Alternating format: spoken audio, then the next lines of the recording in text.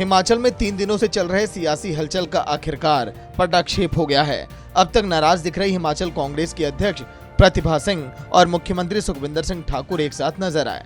दरअसल मौका था प्रेस कॉन्फ्रेंस का, जिसमें प्रदेश के दोनों नेता कांग्रेस के केंद्रीय पर्यवेक्षक के साथ बैठे दिखाई दिए।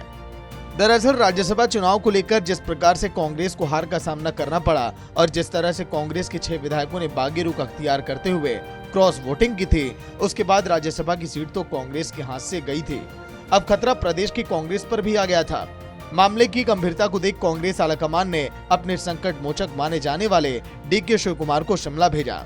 साथ ही वरिष्ठ नेता भूपेंद्र सिंह हुड्डा भी शिमला पहुंचे और विधायकों के साथ बैठक की, जिसके बाद सियासी उठापटक पर विराम लग पाया। राज्यसभा का चुनाव हुआ, पार्टी को बड़ा अफसोस है कि हमने एक बहुत सीट थी जो हमारी मानी जा रही थी पक्की, वो खोई। किन कारणों से खोई है वो सबको मालूम है और उनकी चर्चा भी हुई है।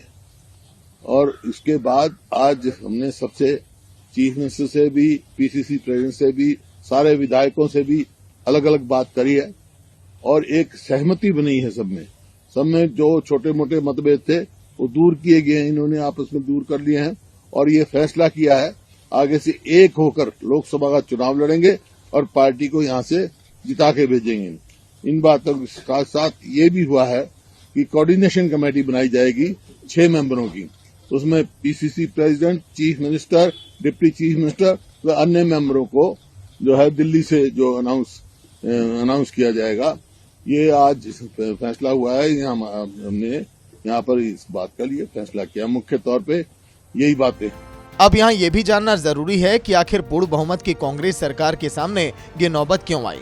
दरअसल हिमाचल में सियासी तापमान मंगलवार को उस समय बढ़ गया था जब राज्यसभा के चुनाव में क्रॉस वोटिंग हुई। कांग्रेस के 6 विधायकों ने बीजेपी के उम्मीदवार हर्ष महाजन को वोट किया और पंचकुला के लिए रवाना हो गए।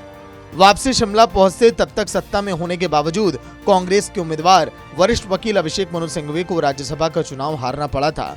बीजेपी खेमे में जहां खुशी और उत्साह का माहौल था, वहीं कांग्रेस सदमे में थी, जिसके बाद एक के बाद एक कांग्रेस खेमे से बयान आते रहे, जिस पर फिलहाल अब विराम लग गया। वहीं मुख्यमंत्री सुखविंदर सिंह ठाकुर ने बीजेपी पर वार करते हुए कहा कि बीजेपी ने षड्यंत्र के तहत मेरे इस्तीफे की झूठी खबर फैलाई। बागी विधायक हिमाचल की जनता का सामना नहीं कर पाएंगे और हमारी सरकार 5 साल चलेगी।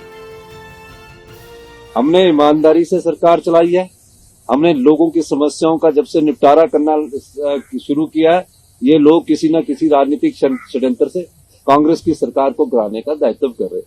मैं आज फिर भी कहता हूं, हम निश्चित तौर पर हमारी सरकार हिमाचल प्रदेश में और 5 साल हम हिमाचल प्रदेश में हमारी सरकार चलेगी। आप लोगों की सरकार है, जनता की सरकार है ये, इसमें हम कोई दूसरी बात नहीं कहना चाहते। और मैं ये भारतीय जनता पार्टी के नेताओं को कहना चाहता हूं कि जिस प्रकार की अच्छी राजनीति का परिचय वो दे रहे हैं, ना मेजोरिटी है ना वो कुछ है, वो सरकार गिराने की कोशिश कर रहे हैं, उस प्रकार का जनता जवाब देगी। विधायक तो चले गए, जनता के वोट से जो विधायक चुनकर आता है और उसके बाद बिक जाता है, तो जनता के उस क्षेत्र की जनता उनका फैसला आने वाले समय में जरूर करेगी। बहरहाल देखना दिलचस्प होगा कि आने वाले समय में हिमाचल का सियासी तापमान क्या रहता है, क्योंकि 6 बागी विधायकों को कांग्रेस ने बर्खास्त कर दिया है। अब आने वाले समय में प्रदेश की सियासत किस करवट बैठेगी, ये देखना होगा। प्रदेश में कांग्रेस ने सरकार बचाई या खेल अभी बाकी है। ब्यूरो रिपोर्ट, सूर्या समाचार।